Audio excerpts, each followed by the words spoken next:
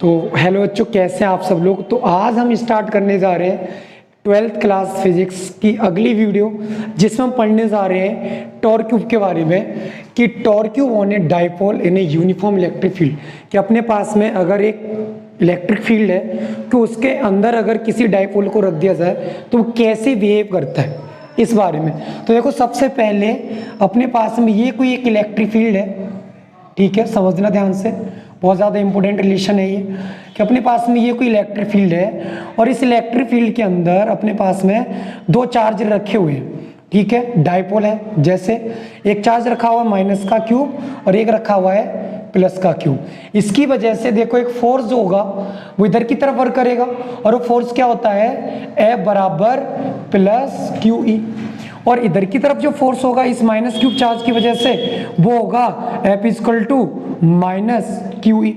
ये किस एंगल पे झुके हुए हैं, थीटा एंगल पे। इनके बीच की जो डिस्टेंस जो होती है वो होती है अपने पास में 2 है। तो हम ऐसे बोल सकते हैं कि let a consider a dipole, ठीक है, at placed in electric field in angle theta, कि थीटा एंगल पर क्या रखा है, झुका हुआ रखा है।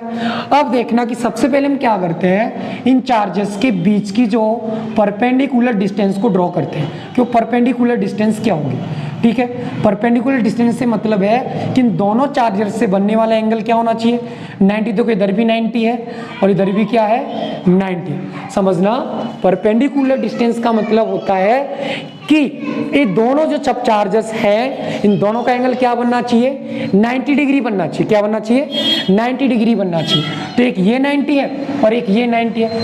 चलो ठीक है, आगे हम बात करते हैं बेटा। अगर मैं बात करूं कि देखो ये जो अपने पास में फोर्स है और ये जो इलेक्ट्रिक फोर्स है ये मैग्नीट्यूड में सेम है, लेकिन इनकी डायरेक्शन क्या है, अपोजिट है। अगर मैं बात करूं इनकी डायरेक्शन क्या है, अपोजिट है, तो हम बोल सकते हैं कि किसी इलेक्ट्रिक फील्ड के अंदर टोटल जो फोर्स होता है टॉर्क क्यूब के लिए, वो टोटल फोर्स क्या होता है, 0 होता है।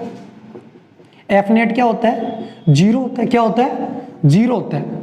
वापिस से समझना कि दोनों का जो फोर्स जो है वो दोनों का फोर्स क्या है, मैग्नीट्यूड में तो सेम है बट नेचर में कैसे अपोजिट है।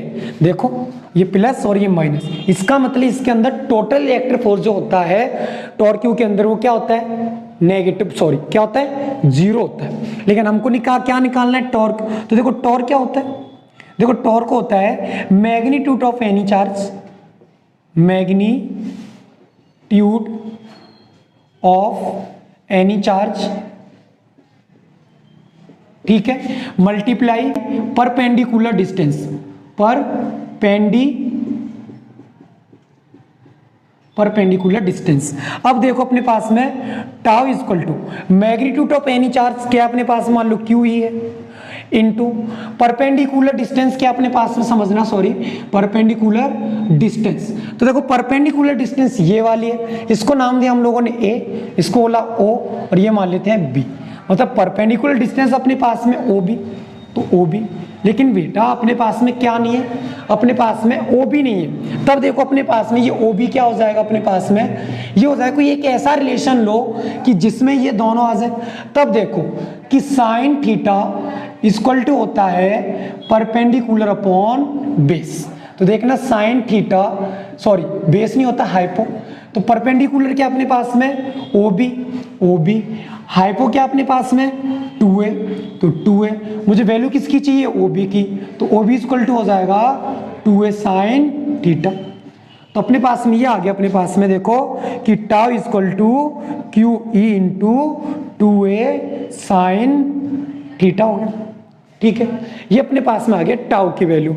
अब एक मिनट देखो बेटा कि यहां से मैं ये फॉर्मूला लेता हूं जो है टाउ बराबर Q E into 2a sine theta. देखना कि टाउ बराबर ये लिख सकता हूं मैं इसको ई क्यू इंटू 2a, ठीक है। और ये क्या चला अपने पास में, साइन थीटा। तो टाउ बराबर हो जाएगा ई, और ये जो वैल्यू जो होती है बेटा वो होती है पी की, तो हो जाएगा ई पी साइन थीटा। क्यों, क्योंकि हम लोगों ने पढ़ रखा है कि पी इक्वल टू होता है क्यू इंटू 2a, ठीक है। ये अपने पास में फॉर्मूला आया। लेकिन मैं बात करता हूँ एग्जाम में जो पूछा जाता है मतलब कि इसकी वेक्टर फॉर्म क्या होगी, कि इसकी वेक्टर फॉर्म क्या होगी। तो देखो टाउ बराबर पी मल्टीप्लाई ई, ठीक है, वेक्टर। एग्जाम में एक नंबर में पूछा जाता है कि टॉर्क क्यू जो होता है, इस टॉर्क क्यू की जो वेक्टर फॉर्म जो होती है वो वेक्टर फॉर्म क्या होती है, तो वो होती है tau vector equal to p vector multiply E vector.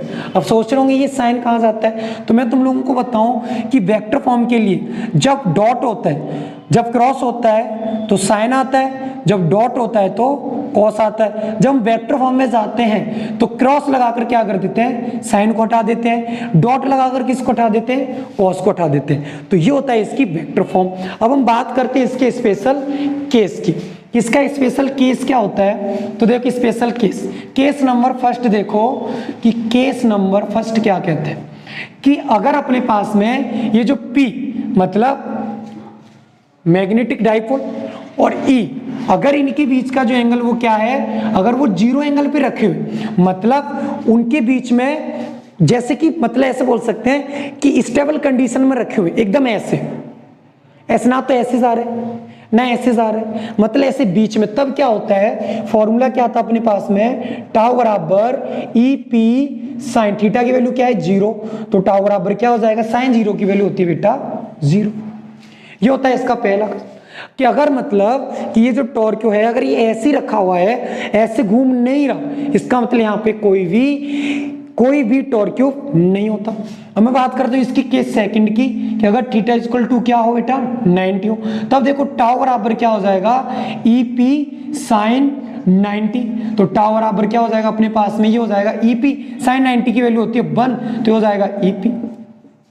इसका मतलब है कि सबसे ज्यादा जो टॉर्क जो होता है वो होता है कि जब E और P के बीच की जो डिस्टेंस हो वो क्या हो, एकदम 90 हो, 90 एंगल पे सबसे ज्यादा क्या होता है अपने पास में, टॉर्क होता है। अगर मैं बात करूं इसके एक स्पेशल केस की और, तो जो केस नंबर इसका होता है थर्ड, तो देखो केस नंबर थर्ड, तो देखो केस नंबर थर्ड क्या होता है, वही लेता कि थीटा इक्वल टू क्या हो अपने पास में 180 हो, क्या अपने पास में 180 हो, तब देखो साइन 180 की वैल्यू में निकालना चाहूं तो साइन 180 की वैल्यू पता नहीं, तो हम क्या कर सकते हैं, जैसे साइन 90 प्लस 90 कर सकते हैं, किस चतुर्थांश में, मतलब किस क्वाड्रेंट में, सेकंड में, और सेकंड में साइन पॉजिटिव रहता है, मतलब साइन 90 आएगा, और साइन 90 की वैल्यू क्या होती है बेटा 1 होती है, क्या होती है अपने पास में 1 होती है। लेकिन 90 के लिए साइन का तो कॉस हो जाता है, कॉस का साइन हो जाता है, तब अपने पास में ये क्या हो जाएगा, अपने पास में हो जाएगा cos 90,